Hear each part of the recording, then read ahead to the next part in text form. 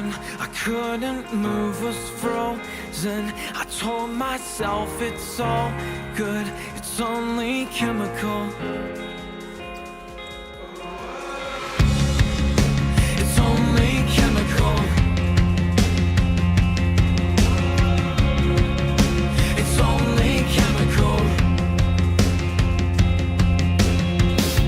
I'm too shy to speak up, 'cause I have my reasons for telling little lies about those around me and what I could be. It's eating me alive. There's a hole in my head mark, but I'm a long way from the start.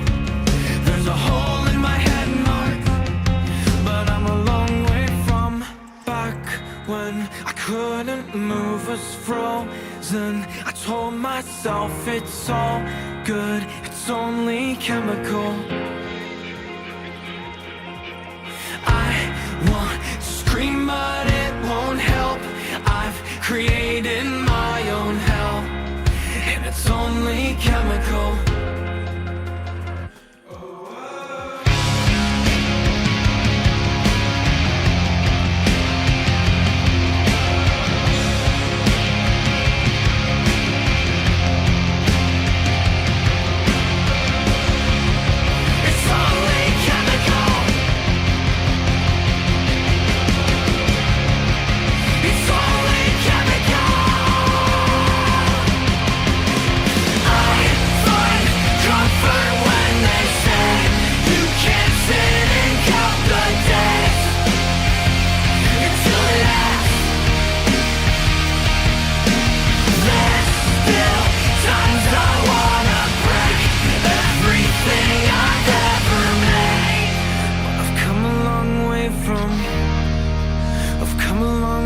From back when I couldn't move, was frozen.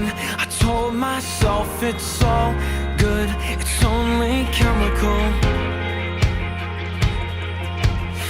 I want to scream, but it won't help. I've created my own hell, and it's only chemical. It's only chemical. It's only chemical.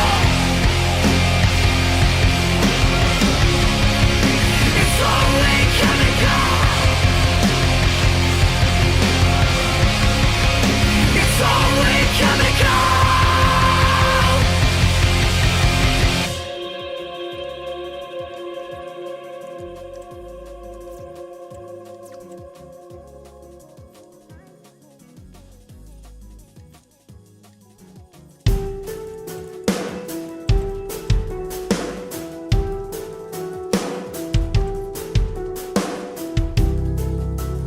In pieces in separate rooms.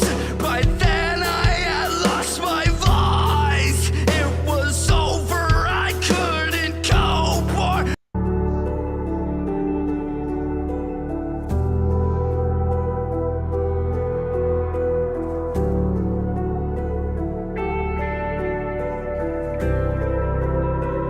How could you wanna leave?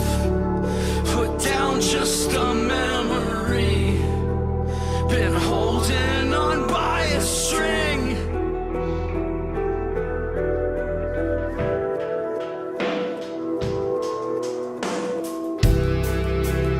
by April the snow was melting. And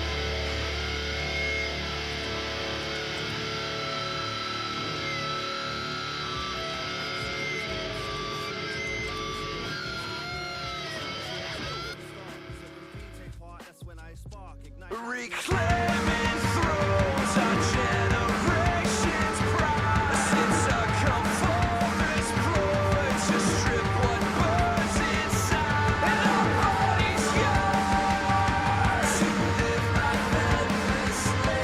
So now we rise in mutiny. We make our stand here between the angels and animals we fear. Nothing here, but we can beat any fates and to keep us crawling. We're calling you here. We can't believe to destruction of fear. Stand tall against all who will dare to shake you. Don't let them shake you. Shake you.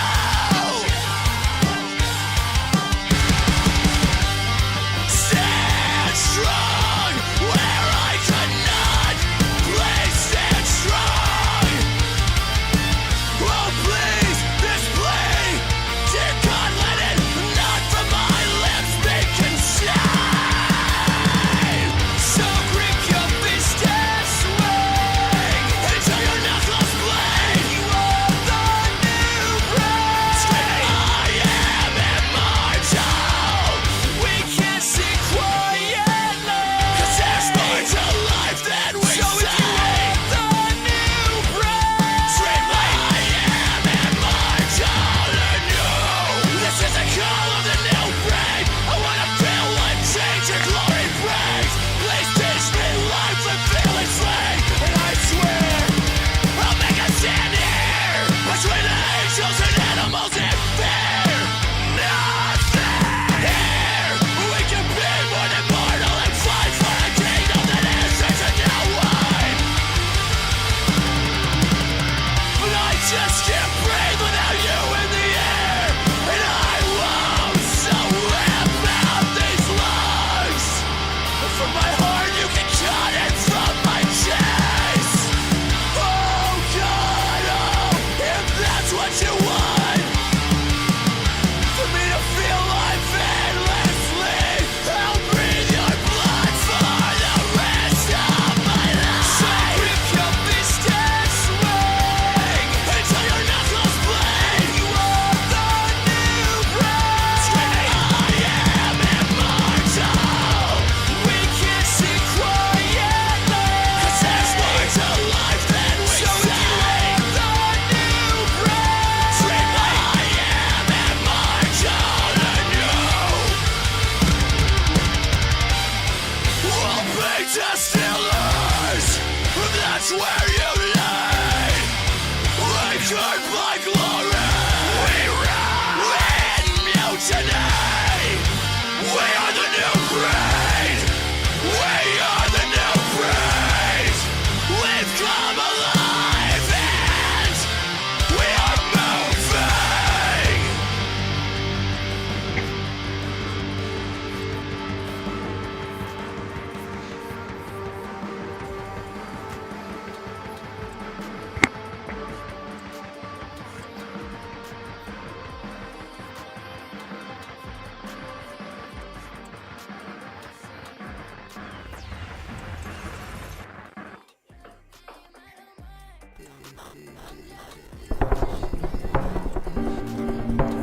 Rest I have not found.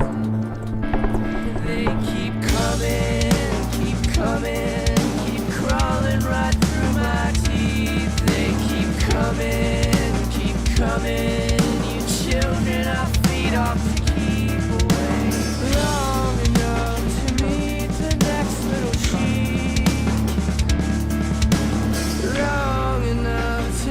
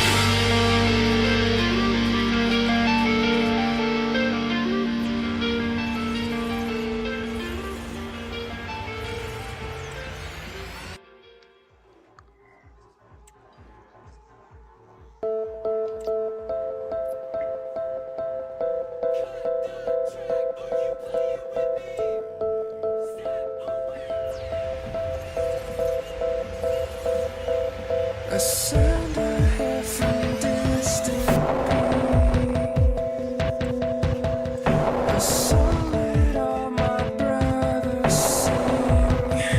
It's just out of reach to join them. I need the ways the heavens deny me. It's like you're deaf to my voice, but I've been here for every moment, waiting on your call to move. If you could just make a choice, I know you would find me wanting only to be close to you. So I hear from distant a song that all my brothers sing. You keep denying my name, 'cause I'm trying, I've never pulled back my reins, and I've stayed, and I've died, but you keep looking for me where I'm not. I won't be just where you want me to be.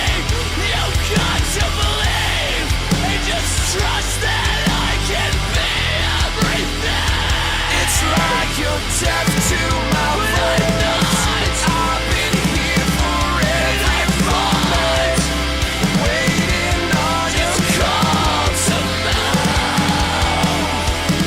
If you could just make a choice, I know you would find me wanting only to be close to you.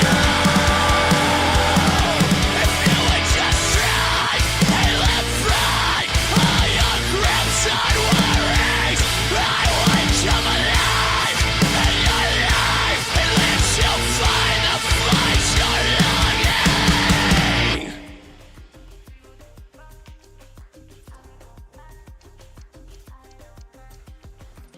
I fear a world without the sun.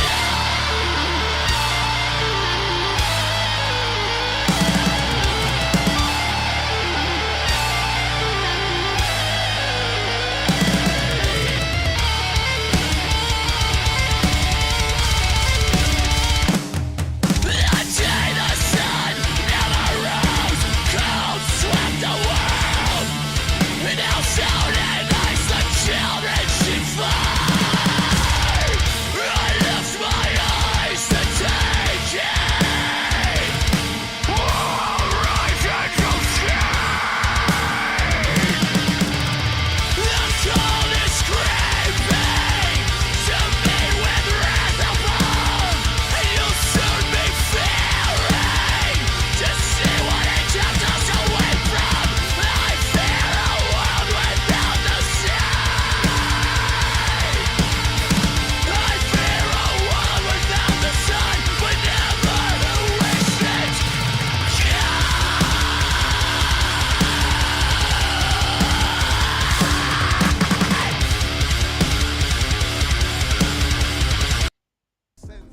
What's up, everyone? We are live. Let me just pause that Mood Ring album that you should go spin. Liddy Bro Flacco dropped that recently. It's the Yes, please do latest that. thing to be pushing, so go run that up.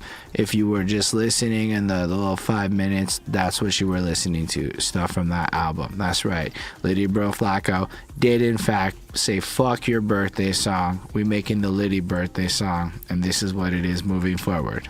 Yo, I'm not gonna lie. There's certain things that I just want to do in my career before, like, I die. I'm always constantly. I'm such a fucking little bitch about death. But like, I fucking really wanna fucking. There's certain things I wanted to do a birthday song. I wanted to do a Christmas song. I wanted to do a song over a whistle. I also got that done on Mood Ring, and yeah, and then there's just certain features. I kind of really want to do a song. Baxter's here, by the way. How's Yeah, everybody? Baxter's here. I was just, we came in. You were I just ca- trying to intro. No, and I came in I proper did with the thing. the mood ring plug, and you were You like, did. "Yeah, You let's did. go," and that's Let's fine. go. You And I should do started that yapping also. away. I'm gonna shut the fuck Baxter up. is here. He is our special guest this week. You can follow him. You'll see his Instagram handle will be floating at the top of the episode. Recurring guest. That's what I'm Absolutely. calling. Recurring guest. That's Recurring right. guest. We just trying to make sure that we keep the perspectives fresh, because that's what we do here at Our Perspectives. We run through the various topics of news interest that Liddy Bro Flacco curates for us, and then we discuss it with our relative expertise, sharing different opinions, perspectives, letting the people know what we think, and getting, outside the box of the typical interview format that we originally had Baxter on the show for. That being said, on the Perspectives YouTube channel, you can get a whole interview discovering Baxter words with more detail that you should check out, because he's a super interesting guy with a lot of accomplishments under his belt. So yeah, it's a real pleasure to have you here with us. It's a pleasure to be here. Thanks for that introduction. That was very warm and vibrant. It made me feel like I wanted to know more about Baxter. You know what I'm saying? It's been a while since I've seen that interview. Maybe I'll go back and watch it and be like, hey, I am an interesting guy. You are an interesting you are. guy. I appreciate it. Coming from just two interesting guys, that is a high compliment. That's amazing. I praise So you. yeah, we like to start off the show just kind of recapping our weeks, getting people up to date with what's happening. So Baxter, what have you been up to? A good bit, but a lot internally. So these are not New Year's resolutions. These are just like things that I'm doing in my life. But I'm going this entire year without doing any alcohol or drugs. What? I know it's something I did before in the year 2016, so I'm redoing that again. Well, 2016 I wasn't doing no drugs, but I did do no alcohol. I've started running for the first time in my life. I do like 2.5 miles. lit. It is Running. not. It is the opposite of lit. It sucks so much. I'm certain that nobody likes running. That everyone likes have ran. You know what I'm saying? They like the feeling of accomplishment they have after they have ran. They like to be able to tell people, with the I sun baking ran. on you, and like you got a podcast going. It's like this hour of Well, serenity. then you gotta hold on, bro. Okay, you don't be running, so you can't tell people who I run did. No, what I running did. is I like. spent a whole last year running, and then I stopped running. But I was able to get my Whole pace last right the year. fuck down, and You I could were do 10 biking kilometers. That was fast. So, but that's the what I'm year saying. before- That's a great feeling, like knowing that you did 10 No, kilometers. but I actually really enjoyed it on sunny days. It was really okay. nice. Well, it is January at the time of this recording. I've been running in the cold. It is a strenuous, arduous task, and I like the accomplishment of feeling like I did it.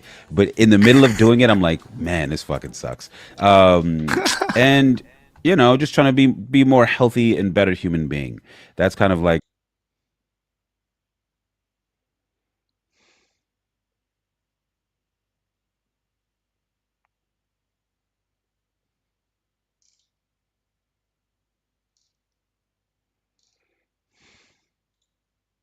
I can't turn off the noise, and if I saw myself in a mirror, I'd slam my head into the mirror and just keep slamming it to make it go away. That's why I've disappeared. But it's not the only reason why he disappeared. Magic couldn't fix me. Illusionist, magician extraordinaire. Are you watching closely? Was there a moment you look back on and say that was my rock bottom? The 6th of November 2020. Because that was the day when I tried to kill myself. Your wife found you unconscious. In the dog bed. Magic's always been the thing that has given me hope, that I've used to overcome the bullying, overcome the racist abuse and the lack of belief, and it made me stand out in a different way. Shout out to my homeboy Dynamo. Everything you touch is turned into gold, and you become this sensation. And then in 2017, you stopped suddenly. I got really sick. I couldn't hold the cards anymore. My body was deteriorating. And then at that same time, your grandmother had passed away, who was your biggest supporter. I'd also heard that you had had a legal dispute, which meant that you could no longer use the name Dynamo. I had so many problems, but I couldn't figure out how to even solve one of them. I felt if I'm not here, then everybody else might be happier. I realised then the Dynamo as we know it needed to die. and I'm finally feeling it again. Now, I just need to get magic back in my life. Dynamo, or should I say, Stephen, is there some magic you can show me right now? What? Oh my god! I've never shared this before, but 3 years ago, Dynamo walked up to me when I was at a Christmas party. I'd never met him before, and he whispered something in my ear that quite frankly stopped me in my tracks that I could not believe. I knew Dynamo as this incredible online magician, and what he said to me that day I was unable to forget. He was in a dark, dark place. He was engaged in a legal battle and he had just lost the rights to use his own name. He could no longer call himself Dynamo. He was no longer able or allowed to do magic. And this stranger that had walked over to me at that Christmas party was suffering in a way that I've never seen before. And just a week ago, Dynamo texted me and said it's finally time to tell my story. And that is what you're going to hear today. The story he whispered in my ear at that Christmas party all those years ago.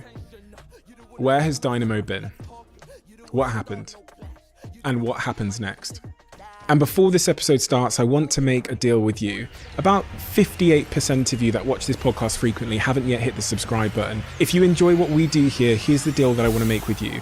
If you hit that subscribe button, I promise you that we will keep making this show better in every single way. And we have huge plans to turn this into more of a documentary style conversation where we work incredibly hard to bring in footage of the things we're talking about to give you greater context and greater meaning. So if you hit the subscribe button, I promise you that we will deliver an even greater version of this show. I hope you choose to come along on this journey. Enjoy this episode.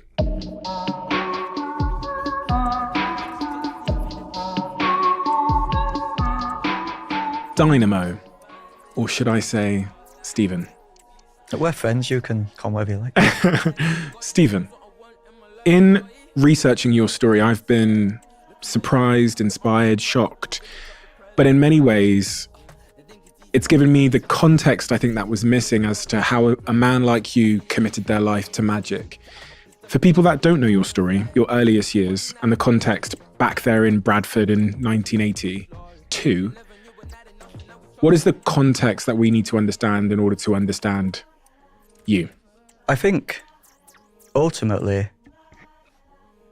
it's the ethos that sometimes magic is found in the most unlikely places.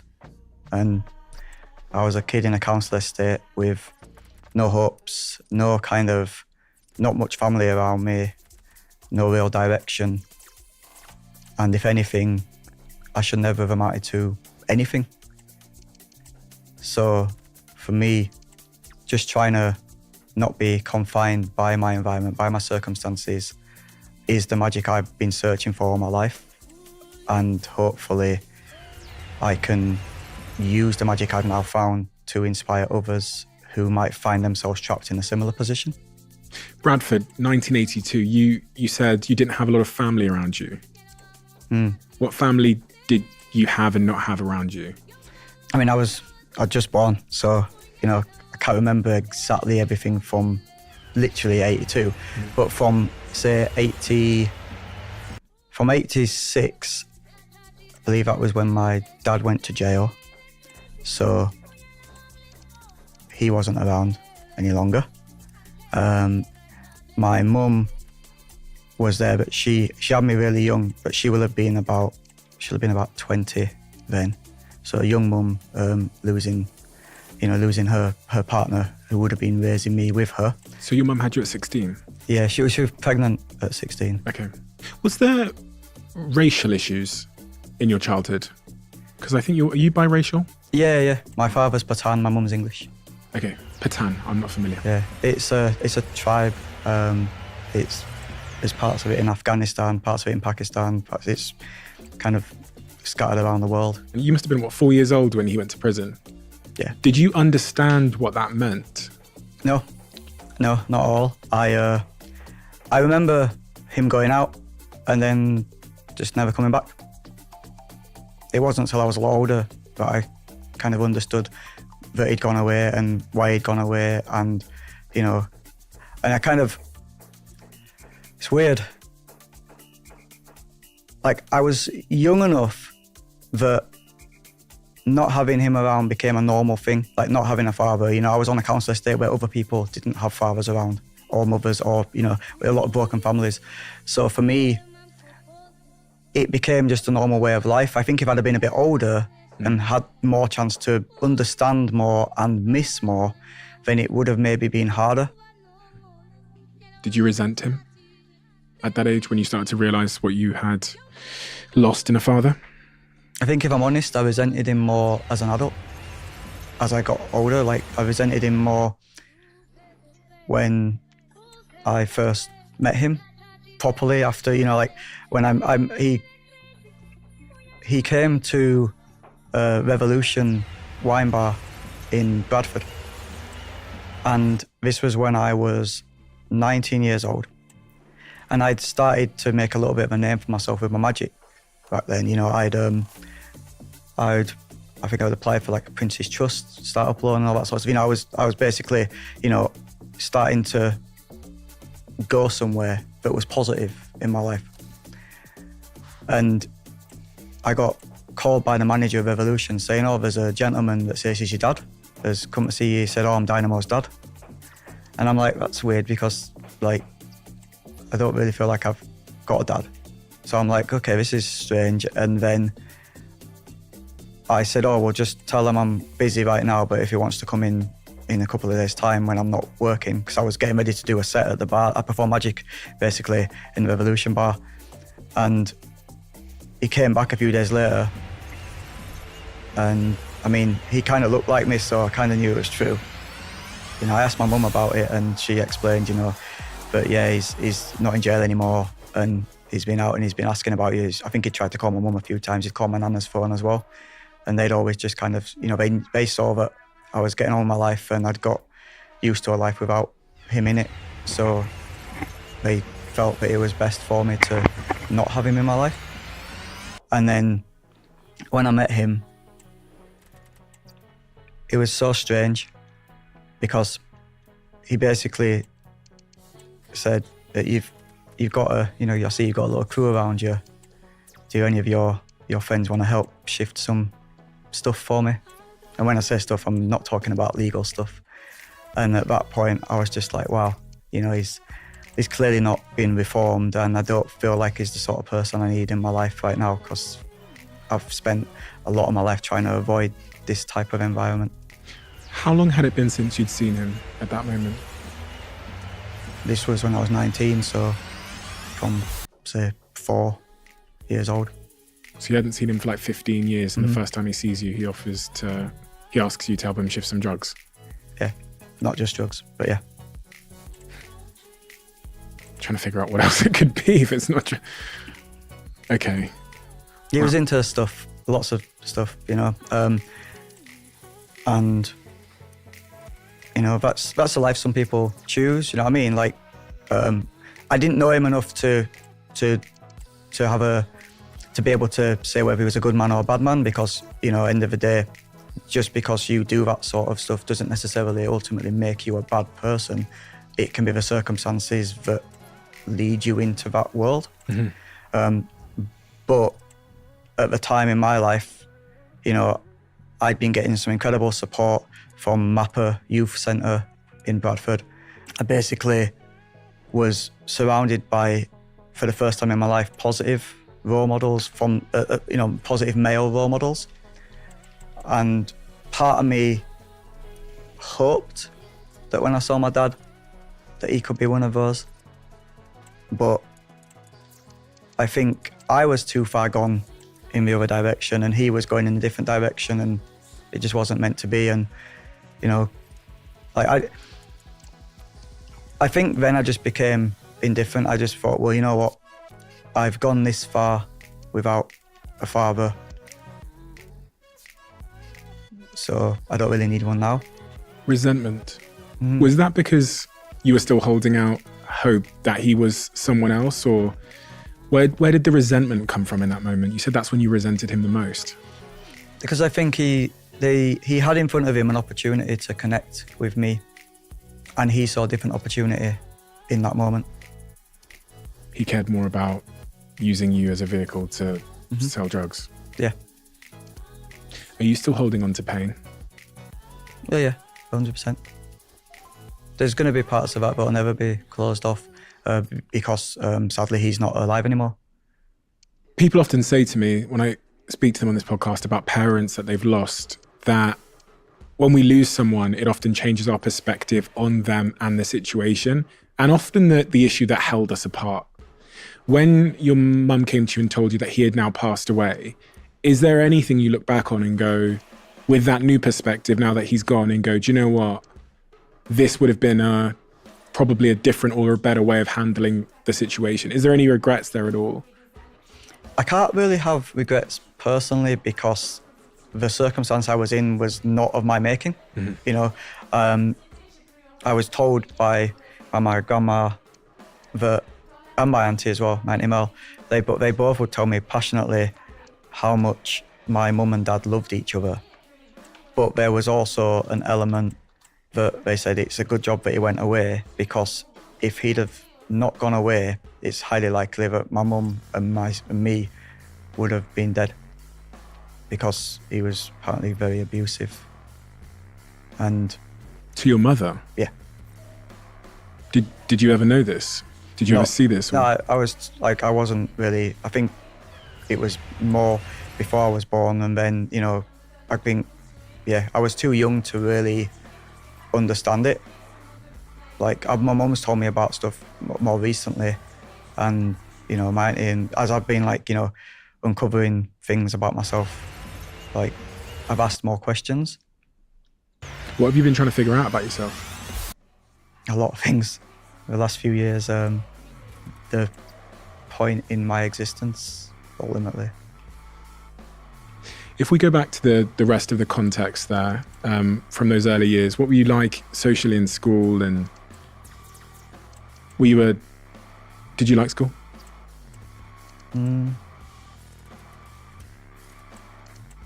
I like learning. I like trying to understand things. But did I like school? I was scared of school. Why? Just because I used to get beat up all the time. Like, school for me was painful. But it wasn't the learning aspect of it. It was getting to and from the lessons, you know, surviving the playground. Like, that for me was difficult because I went to a school that was predominantly, you know, a more white school, so let's say. And, you know, I was getting to an age where my complexion started to show, so it was obvious that I wasn't full English. So it was a lot harder to hide, because I was told when I lived on the estate, you know, I was recommended by everybody, you know, by my mum, by my nan, by just anybody who was close to my family at the time. If anybody asks, just say you're white. You know, it was kind of ingrained in where we lived to hate anything that is different. I read about a story where someone threw you into a river. Oh yeah, the dam. Yeah, that was so one of the estates I lived on quite a few council estates in Bradford, depending on where my mum's boyfriends lived, or girlfriends at the time. So I remember there's Delphil Estate, and then there's Woodside Estate, and separating them is a big massive field, and then in the middle of the field is a dam. And it was where, like, all the cool kids would kind of go to hang out. And I wasn't one of the cool kids. But, like, one time I got invited down there. So I thought, oh, amazing, you know, I'm finally being accepted. And when I got there, they only invited me down there to kind of throw me in the dam. They knew I couldn't swim. Like, I didn't have an adult to teach me how to swim. I didn't learn to swim till I was, like, you know, 14, 15. So they threw me in the dam, and it was one of the most traumatizing experiences I'd felt at that time.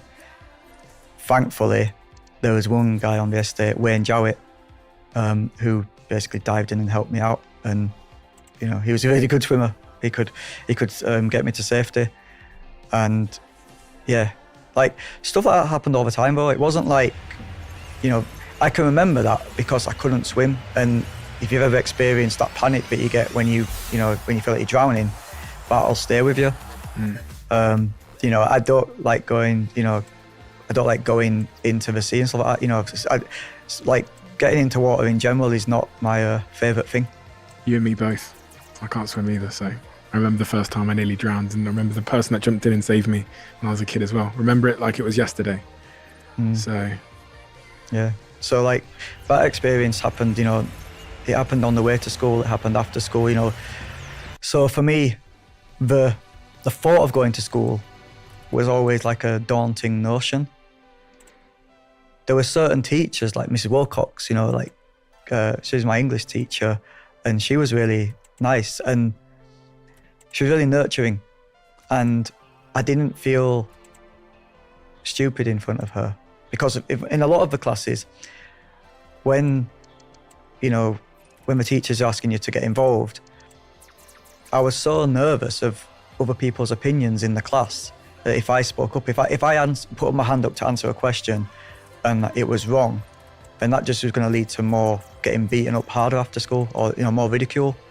So I kind of kept myself to myself, but at the same time, I was just like this like sad loner kid who would take the long way home so I didn't get beat up. I remember speaking to Israel Adesanya, who was the UFC world champion, and him telling me a very similar story about taking the long way round school so that he would avoid the bullies on the playground and all of those things. Again, in his situation, it was heavily racially motivated. He was this kid that had flown to New Zealand from Africa. He was the black kid. And so he ultimately turns to fighting as a way to help him survive. Yeah, I mean, he's very good at it. I've seen him. He's amazing. Well, I think about your story and I go, in a way, did you turn to magic as a way to help you to survive? Ultimately, that's where it ended up. But I didn't turn to magic. Magic kind of found me, because it was never something I was into initially. It was something that my grandpa used to do. He'd do tricks here and there, little, like the sort of things you see a guy do in a pub, nothing like super amazing. But to me, he was like kind of the main male role model in my life. And he was always the life of the party, and he seemed to have an answer to every single problem. And one day when he was picking me up from school, like he saw the sort of things that was happening to me. And I never knew he saw this, but he'd always get to the school playground early, so he didn't want to be late for picking me up. And often I'd walk out the door and straight away I'd kind of get in a fight or get caught up in something. And he'd kind of stayed back and never really got involved, but he saw it kind of be quite bad one day. And when he was walking home, he's telling me he's going to show me some things, that might help me. And I'm thinking, oh yeah, it's going to be like Karate Kid, Mr. Miyagi, but it wasn't any of that stuff. He showed me magic, and he says, these things, they get me positive attention when I'm out and about, when I share these things. So maybe try these. And I was scared at school about trying them, because I'm like thinking, well, I'm already seen as this weirdo, this outcast. Like, how is now, is sharing magic with people? Because magic wasn't like a cool thing. Thankfully, it made me stand out in a different way, and it deflected attention from me. And there was definitely some people that, shunned it, didn't like it, but there was enough people that thought it was interesting and, kind of cool, that it got people off my back. That was really where the magic began, properly. That's before that point. It was, it was something that I was using to deflect attention from the other areas of my life that I was trying to hide. It's quite remarkable how many times I've heard similar stories about someone finding a way to belong through a craft or through singing or through acting, whatever it might be, and then them committing their life to that. It's almost like they become addicted to it in some way. And I guess the issue is when you ask yourself the question, what am I now without it? Do I therefore not belong if I don't do magic? Yep, I know that feeling all too well. I'm sure we're going to come to that.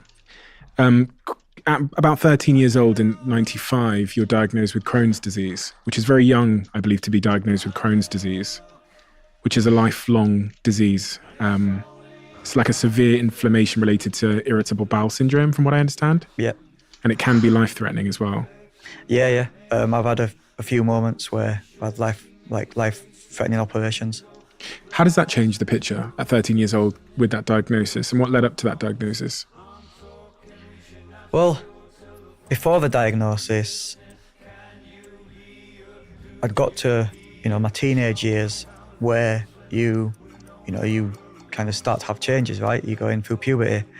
And I was definitely like a bit of a slow start. I was still, all the kids at school were getting bigger and I was getting smaller. Or I wasn't getting smaller, but they were getting bigger and I just basically wasn't really kind of growing at the same rate. And my mum started to take me to the hospital to get tests done to try and figure out, what was up with me, which I understand why my mum would do that. But at the same time, for a kid who feels like they don't belong, to then be taken to hospital to have tests done on me to figure out what's wrong with me, like suddenly I'm like, whoa, all right, I don't belong and I've got something wrong with me. I mean, this is, what is the point in me? Am I broken? Do you know what I mean? So, I mean, there clearly was issues, and they found that I had Crohn's disease. And I guess now I feel that's it's an incredibly good thing to have done. The problem was back then, there wasn't enough known about Crohn's as there is now. Right. The doctors understand it a lot more. They understand how to treat it, and people are a lot more open to it. Essentially, it's an illness that affects your bowels, which ultimately affects, shit and how your body digests things. And that's not the sort of topics that, are that easy to talk about, especially when you're, a teenager going through your formative years, Is there a lot of pain associated with Crohn's disease? Mm-hmm. Yeah. Stomach cramps, I mean, if I don't take my medication I'm on at the moment, I can struggle to walk or to even get out of bed. Really? On a day. Yeah. It's like having a wound inside your tummy. And it's like an open wound. And every time you eat, it's like rubbing dirt into that open wound. So it's never going to heal. It's going to constantly keep getting infected and it's going to constantly keep being inflamed. And because it's inside you, your gut affects every part of your body, So, and then it has side effects, which one of the side effects is reactive arthritis, which is what I suffer from, where if my Crohn's flares up, which can be brought on from simple things like just everyday stress, you don't have to just eat something for it to be bad. Like you can have a stressful day and it can, give you a stomach ache, which then can ultimately spread to the rest of your body and make you feel debilitated. And that, if you've got reactive arthritis, it means that all your joints start to seize up and ache. Hence why sometimes I struggle to walk and kind of function. And, you kind of need your mobility to be a good magician. So, for me, when that happens, it stops me from being able to perform the way that I've kind of grown to love. And that will then have knock-on effects that are psychological. Yeah, and every case of Crohn's is different. It affects people in different ways, but ultimately, yeah.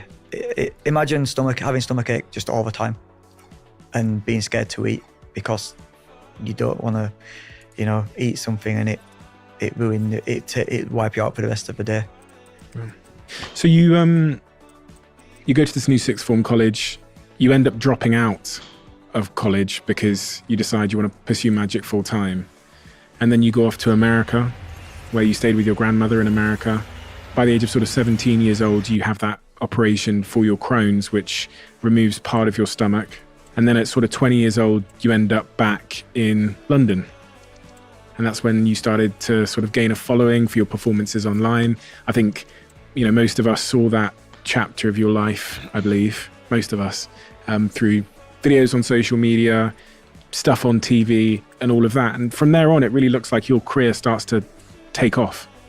Because I was looking through your biography, and at 22 years old, you receive an invitation to perform at the United States Super Bowl.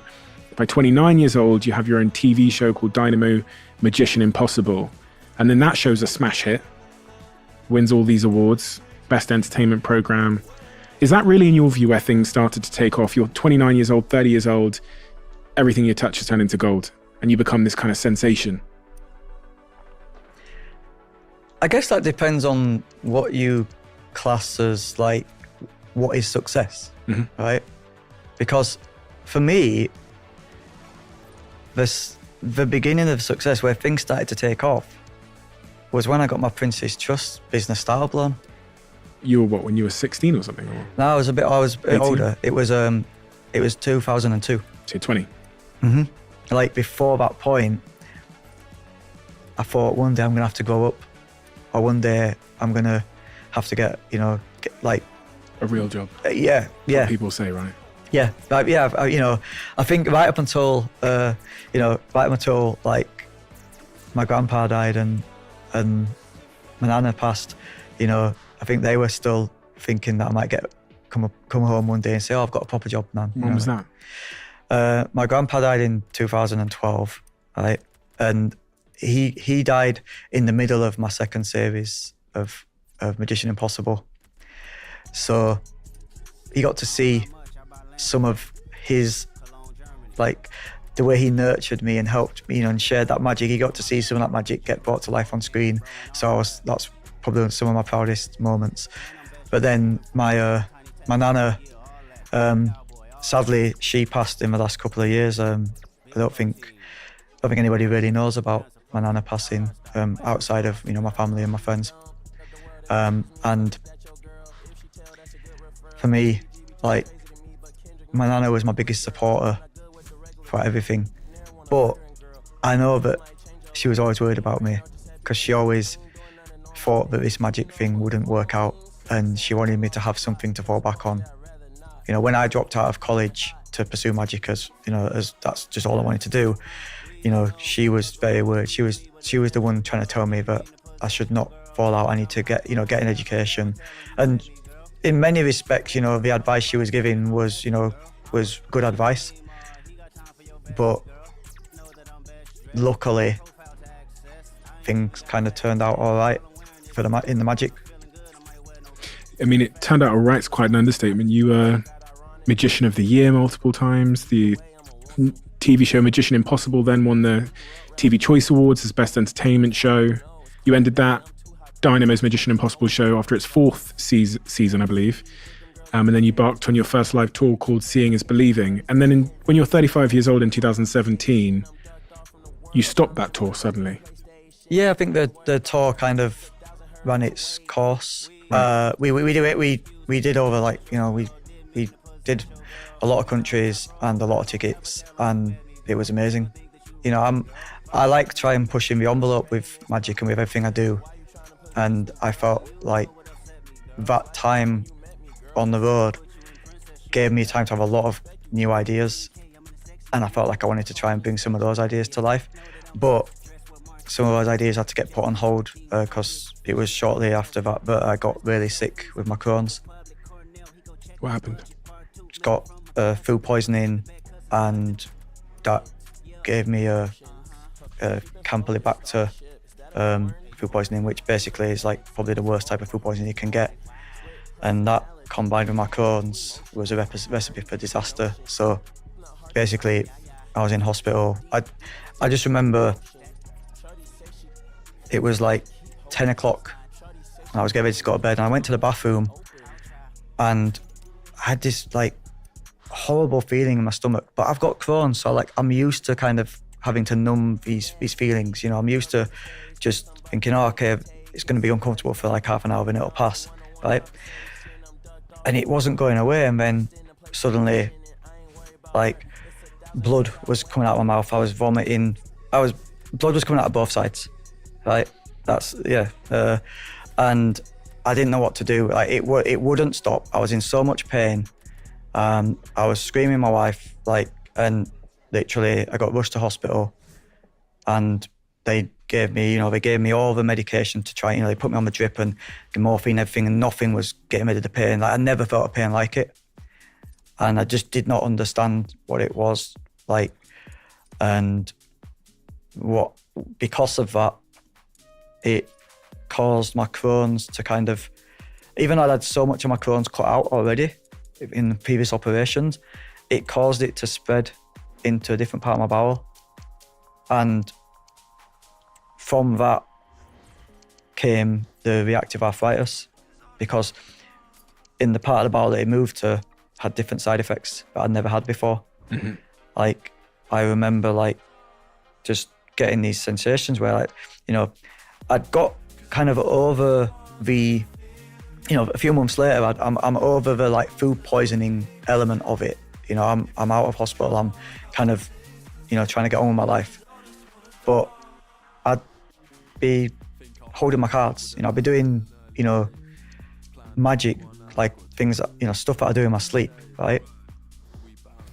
But suddenly I was getting, like, shooting pains in my joints, and it was like electric shocks. I couldn't hold the cards anymore. I was struggling to move. Like, I'd be in a seat and I wouldn't be able to get up because, like, my knees would be like stuck. And I'd never had that experience before, and I suddenly felt like Mr. Burns, from The Simpsons. Mm-hmm. Like, he seems really frail and weak, and I felt like I wasn't old. I felt like I should be in my prime. You know what I mean? And I couldn't understand it. I felt like my body was deteriorating around me, and so I went basically on medical trials for the next few years. And the thing is with medical trials is that when you try a new medicine, you have to try it for 3 months before the doctors will write that off as not working and try on a new medication. But there was times when I knew within the first 2 weeks it wasn't working, but I had to go the full 3 months. And in those 3 months, my symptoms weren't getting better. If anything, they'd get worse. And it wasn't till we got to the 9th month where I started this medication called infliximab, where you have to go to the hospital every few weeks and you get put on a drip and you stay there for like 8 hours, and they basically put this medicine inside you. And that really had an incredible effect. Like, that gave me a new lease of life. I felt stronger. I probably felt stronger than I'd felt before I was on it. But then COVID happened. It stopped my infliximab from working. So suddenly, I'm in 2020 and I'm on medical trials again.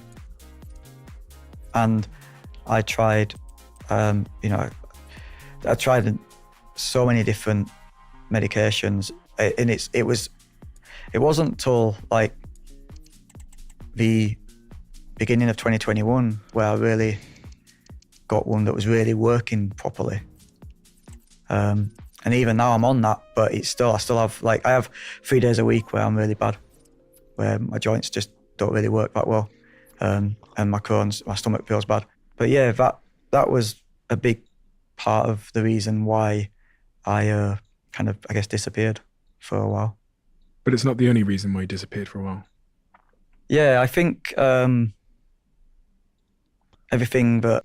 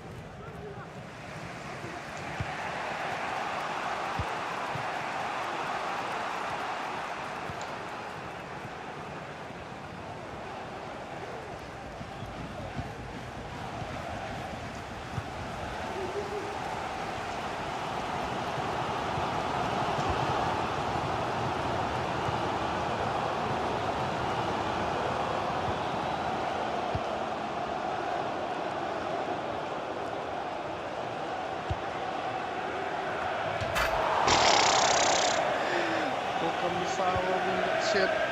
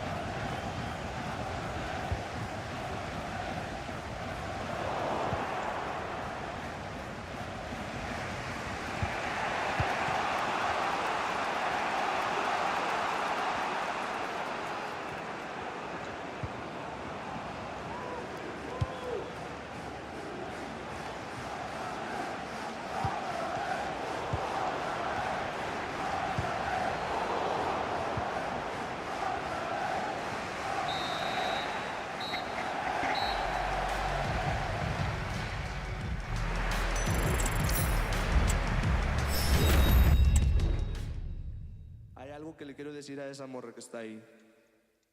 Tú eres un 10, pero sigues con ese tipo que no te llega ni a los pies y ni parece tu tipo. Muchas fotos de vacaciones por allá en Tulum, pero sé que tu cora no te hace turum turum. Bebé, estabas perdiendo el tiempo. Qué bueno que llegue a tiempo. Baby, a mí lo que me faltaba eras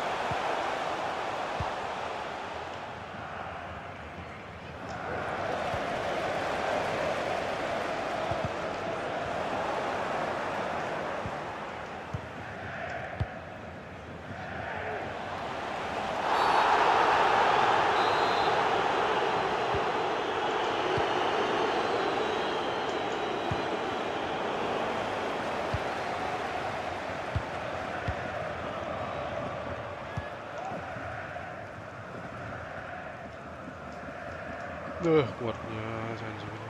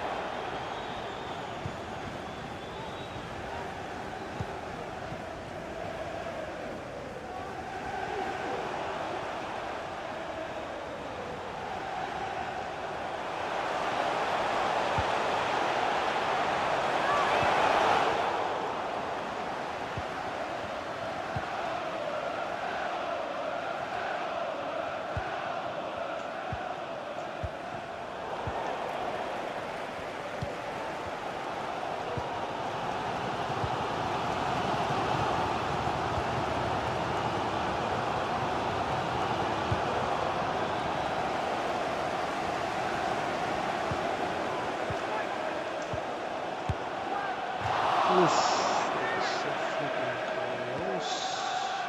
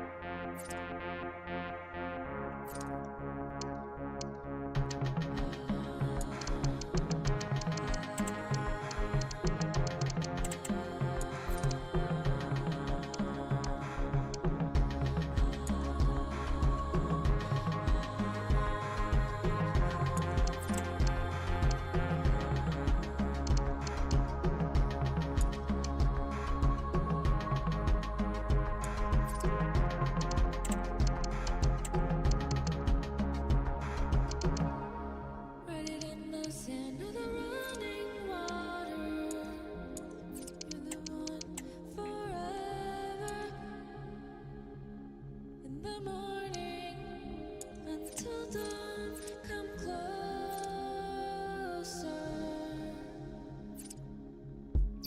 Whisper in the wind to the moon that shimmers. My heart craves no others. In the morning, until dawn, come closer.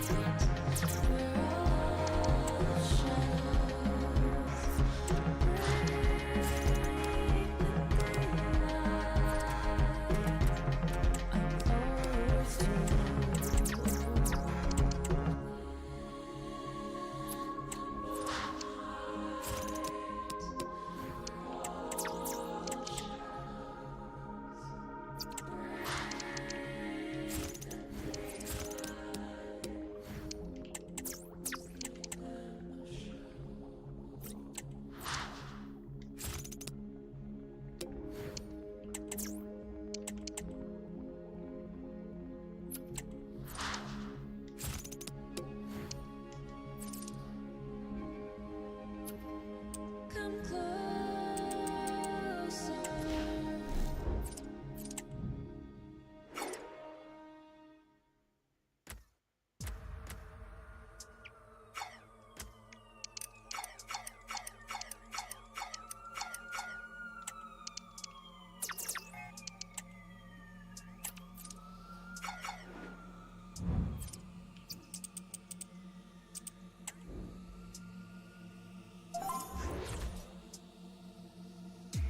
Tell them they ain't ready for the mess I bring. Feel the pressure, we set the session and check them in. What's my menace to money, cause onto better things. You must be thinking it's easy, believe me, settle in. Yeah, tell them they ain't ready for the mess I bring. Feel the pressure, we set the session and check them in. What's my menace to money, cause onto better things. You must be thinking it's easy, believe me, settle in.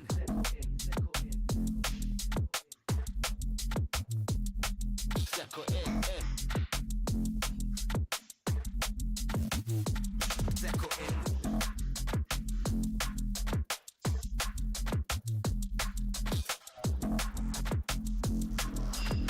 You must be thinking it's easy, believe me, settle in.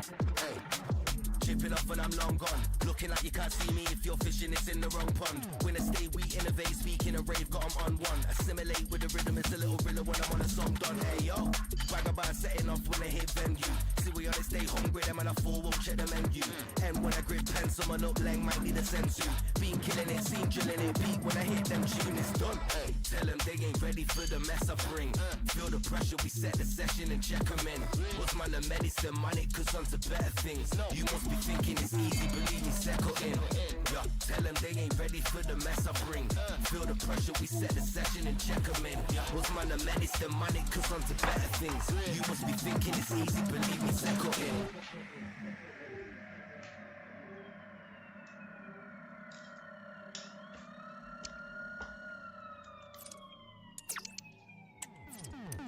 Yo, tell them they ain't ready for the mess I bring.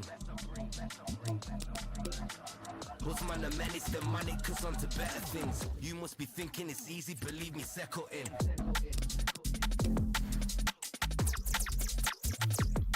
Settle in,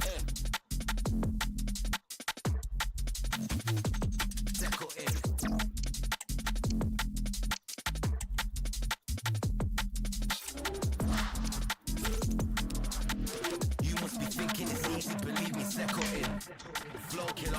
better don't know Rilla. Cold with it, them throws got 'em on hold, see we don't fold in her. So winner, me and mine get the gold figure. Rolling, it's no joke, we're bringing it home, you wanna get no dinner. Hey, leftovers, it's real out here. Let's flow, we go deep, overload beat, slow your OG, I'm near. Got them all weak, is here. Rock the boat, holding it down, molding in sound, floating in, keep it clear. Hey, yo, tell them they ain't ready for the mess I bring. Feel the pressure, we set the session and check them in. What's man the menace, the money, cause I'm to better things. You must be thinking it's easy, believe me, settle in. Yeah, tell them they ain't ready for the mess I bring.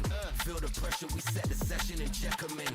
What's man the menace, the money, cause I'm to better things. You must be thinking it's easy, believe me, settle in.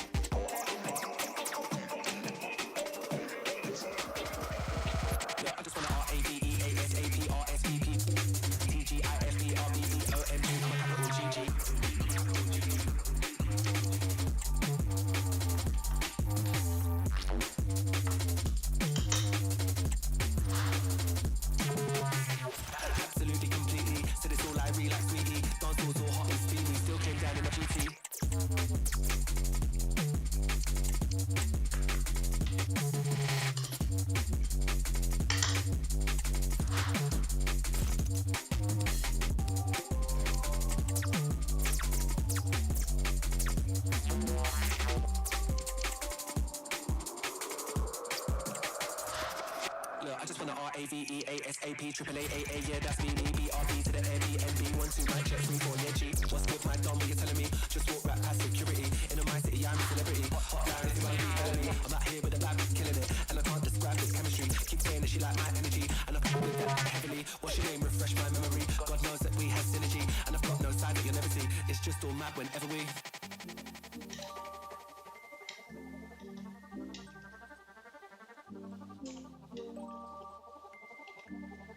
Wow.